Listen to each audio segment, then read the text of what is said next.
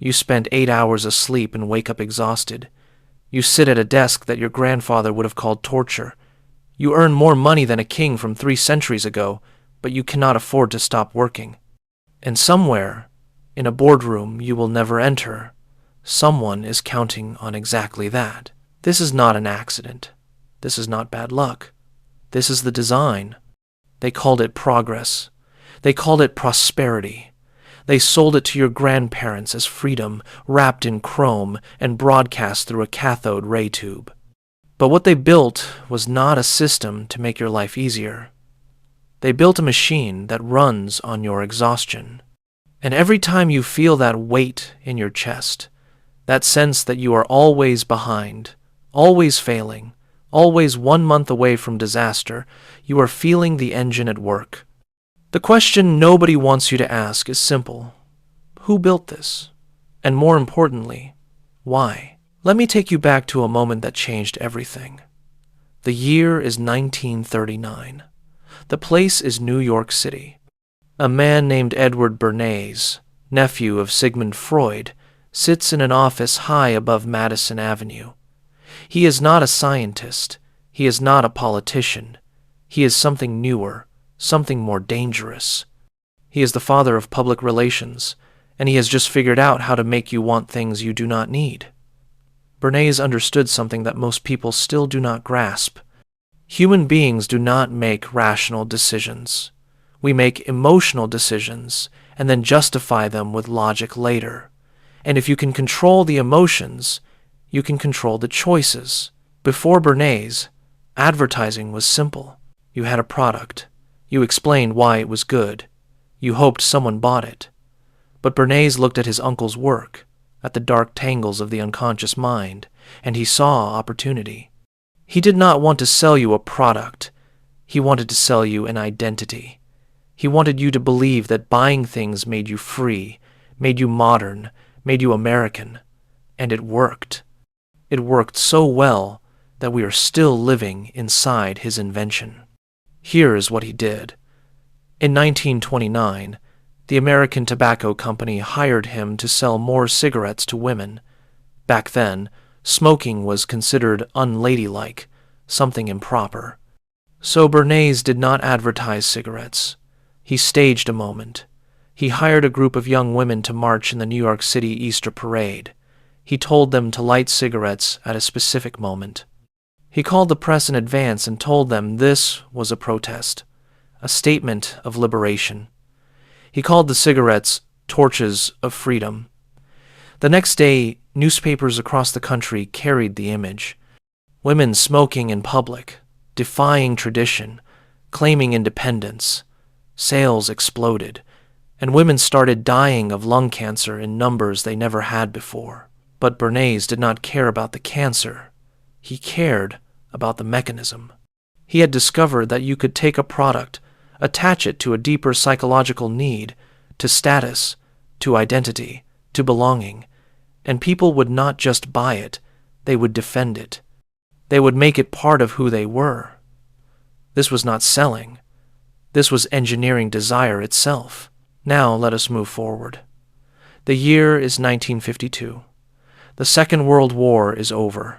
American factories that built tanks and bombers need something else to build. Soldiers are coming home. The government is terrified of another Great Depression. If all these men come back and there are no jobs, no money, no hope, the whole system could collapse. So they made a deal. The corporations would hire everyone. The government would subsidize home ownership, flood the market with cheap credit, and build highways to nowhere so people had somewhere to drive. And in return, the American worker would do one thing: consume. They called it the American dream. A house in the suburbs, a car in the driveway, a television in the living room, a lawnmower, a dishwasher, a second car, new furniture, new clothes, newer everything. The message was everywhere. In magazines, on billboards, on that new television you just bought. The message was simple. You are what you own. Your worth is measured by your possessions. And if you are not buying, you are falling behind. But here is what they did not tell you. The system only works if you never stop. If you buy a house and pay it off, if you buy a car and drive it for 20 years, if you save your money and live below your means, the engine stops, the factories close, the salesmen go hungry. The whole beautiful humming machine grinds to a halt, so they had to make sure you never stopped. They had to trap you. The trap has 3 parts. First, they made sure your wages stayed just low enough that you could never get ahead, but just high enough that you would not revolt. Every time productivity went up, every time workers created more value, the profits went to the top. Your paycheck stayed flat. They called it efficiency. They called it competitiveness. What it really meant was that you would work harder for less, forever. Second, they made sure everything you needed got more expensive. Housing, healthcare, education. The things you cannot avoid. The things you must have to survive in a modern society. These were turned into profit centers. In 1970, you could work a summer job and pay for a year of college. By 2010, that same education cost more than a house. The excuse was always inflation, market forces, rising costs. But the truth was simpler. They realized they could charge whatever they wanted as long as they called it essential. Third, and this is the cruelest part, they gave you credit. They gave you little plastic cards and told you this was freedom. You do not have to wait anymore. You do not have to save. You can have it now. The house, the car, the vacation, all of it, right now. Just sign here. And millions of people did. Because the alternative was watching everyone else live the dream while you sat in a rented apartment eating canned soup. The debt was not a bug. The debt was the feature. Because once you owe them money, you cannot leave. You cannot quit the job you hate. You cannot take a year off. You cannot risk anything. You are locked in. This is why you are tired. Not because you are weak, not because you are doing it wrong, but because you are running on a treadmill that speeds up every time you adjust to the pace. You are not supposed to win. You are supposed to keep running until you collapse, and then someone younger and cheaper takes your place. Let me paint you a picture. It is a Tuesday morning in 2019, before the world stopped for a virus. A woman named Sarah wakes up at 6 in the morning in a suburb outside of Dallas. She has not slept well. Her phone was charging on the nightstand, and even though she turned off the sound, she could see the screen light up throughout the night. Work emails, Slack messages, a notification from her banking app reminding her that her credit card payment is due. She reaches for the phone before she is fully awake. This is the new addiction. The scroll, the check, the infinite feed of other people's curated lives. She makes coffee in a machine that costs $300, which she bought because an influencer told her it would change her mornings. It did not. The coffee tastes like coffee. She gets her daughter ready for school. The girl is 7 years old and already has anxiety about grades, about being good enough, about the future. Sarah wonders where she learned this. Then she remembers. She learned it from watching her mother. Sarah works in marketing for a mid-sized company that makes software nobody needs. Her job is to convince other companies that they need this software. She is good at it. She has won awards. She has been promoted twice. She makes $75,000 a year, which sounds like a lot until you subtract the taxes, the health insurance premiums, the student loan payments, the mortgage, the car payment, the daycare, the groceries, the gas, the credit card, minimum payments. At the end of the month, she has $300 left. If the car breaks down, she is done. She sits in traffic for 45 minutes. The highway was supposed to reduce congestion. It did not. It just brought more cars. She listens to a podcast about productivity, about optimizing her time, about waking up earlier and doing more. The podcast is sponsored by a meal kit delivery service and a mattress company. Everything is sponsored now. Every moment of your life has been turned into an opportunity for someone to sell you something.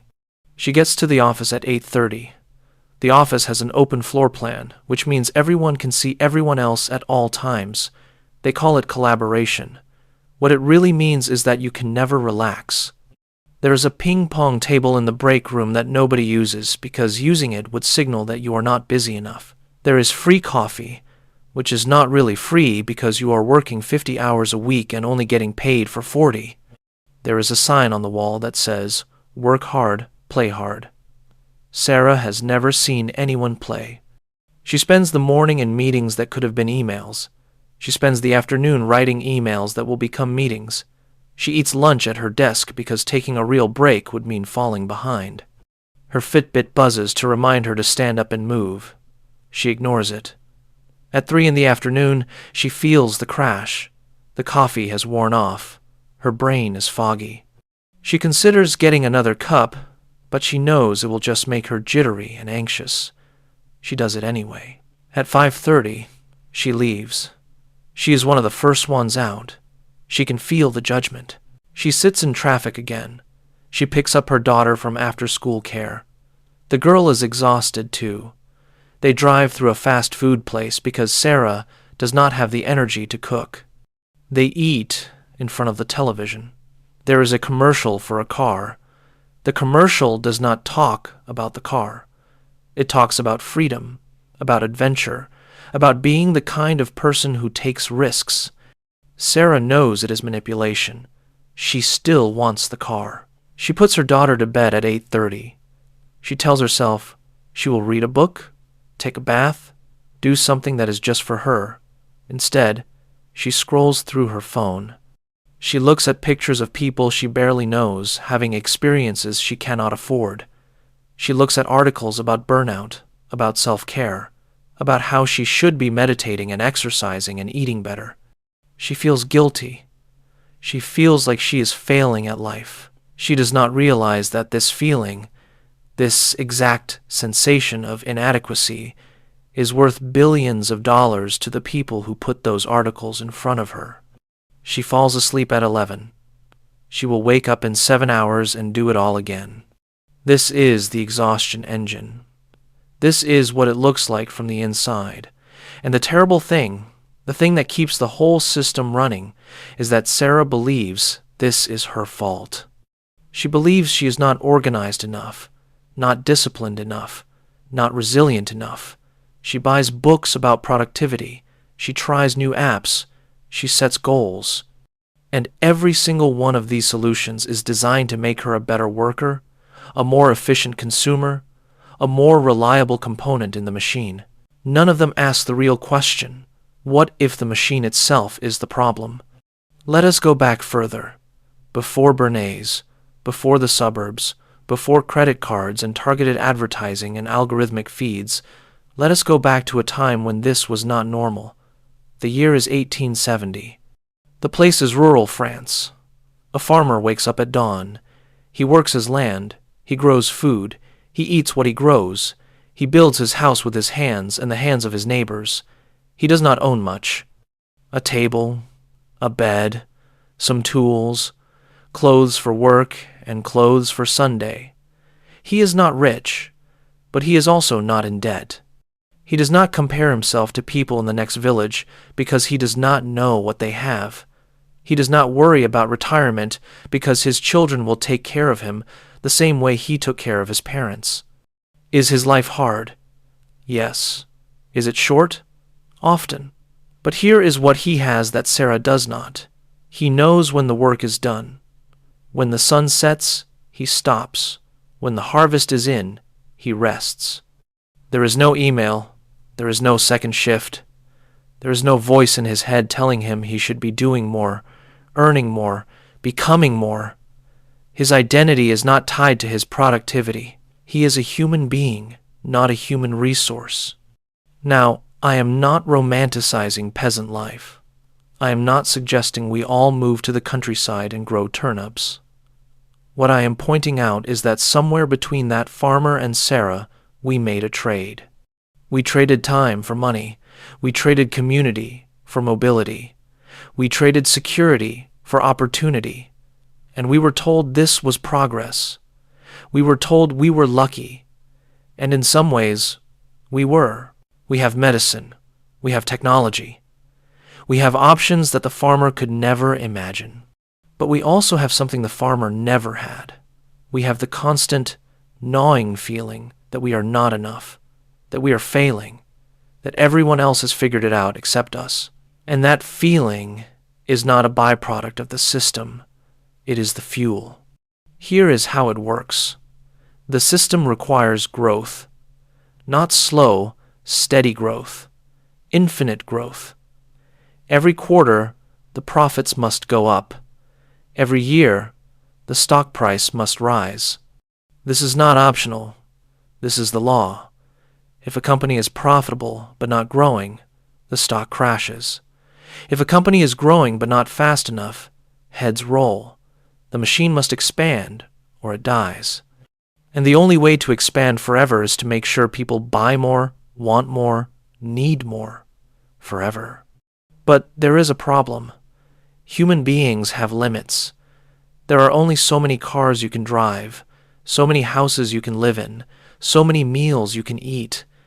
So the system had to invent new needs.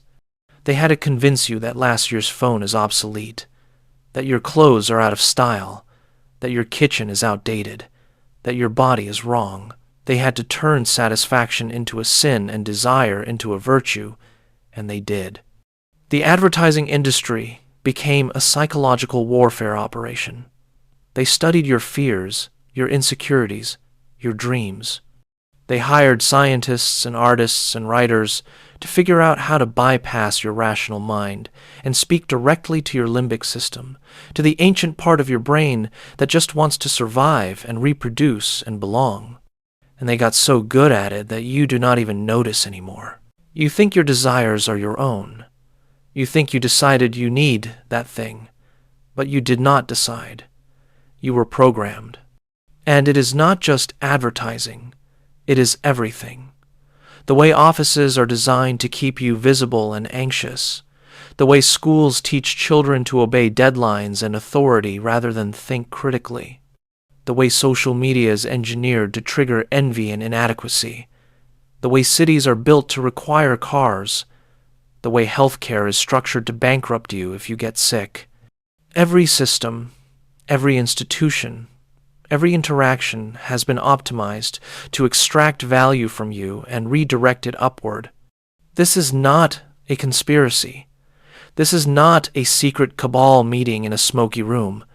This is just capitalism doing what capitalism does, seeking profit, reducing friction, optimizing efficiency. The cruelty is not a bug. The cruelty is a feature. Because a comfortable worker is a lazy worker. A secure worker is a demanding worker. A rested worker is a worker who might start asking questions. So they keep you tired, they keep you scared, they keep you in debt, and they tell you it is freedom. But here's the thing they do not want you to know. You can leave. Not physically, not completely, but mentally. You can stop playing the game. You can recognize the trap and choose differently. It will not be easy. It will require sacrifice. But it is possible. The first step is to see the machine. To recognize that your exhaustion is not personal failure. It is systemic design. You are not broken. You are being broken. And once you see that, once you really understand it, you cannot unsee it. Every commercial becomes transparent. Every productivity tip becomes suspect. Every motivational quote becomes a tool of control. The second step is to reject the equation. The equation that says your value equals your productivity. The equation that says your worth is measured by your salary. The equation that says success means more. You have to build a different scorecard. One based on time, on relationships, on presence, on peace. This sounds simple. It is not. Because everyone around you is still using the old scorecard, and they will judge you by it. The third step is to reduce your overhead. Every monthly payment is a chain. Every subscription is a claim on your future. Every possession is a responsibility. The less you need, the less you have to earn. The less you have to earn, the more freedom you have. This does not mean poverty. This means clarity. Knowing the difference between what you need and what you have been told to want. The fourth step is to reclaim your time. Stop optimizing. Stop hustling. Stop trying to squeeze productivity out of every moment. Boredom is not the enemy. Stillness is not laziness. Rest is not something you earn. Rest is a requirement for being human. If you are always doing, you are never being, and being is the point. The fifth step is the hardest. You have to accept that you will be seen as lazy, as unmotivated, as someone who is not reaching their potential. Because potential, in the language of the machine, means untapped productivity. It means you could be giving more, and the machine always wants more, but you are not here to feed the machine. You are here to live. There is no happy ending to this script, because the machine is still running. The exhaustion engine is still churning, and most people will never see it. They will work until they break. They will buy until they die. They will pass the debt and the anxiety and the exhaustion to their children, who will do the same. This is the inheritance of modernity. This is the price of progress. But you do not have to pay it. Not all of it, anyway. You can step to the side. You can live smaller, slower, quieter. You can choose time over money, presence over productivity, enough over more. It will not change the world, but it will change your world. And maybe that is enough. The woman in Dallas, Sarah, she is still there, still driving, still working, still scrolling. But somewhere, in a quiet moment between the meetings and the traffic and the notifications, she feels it, that splinter in her mind, that sense that something is wrong. And maybe one day, she will stop and ask the question they do not want her to ask. Who built this? And why am I so tired?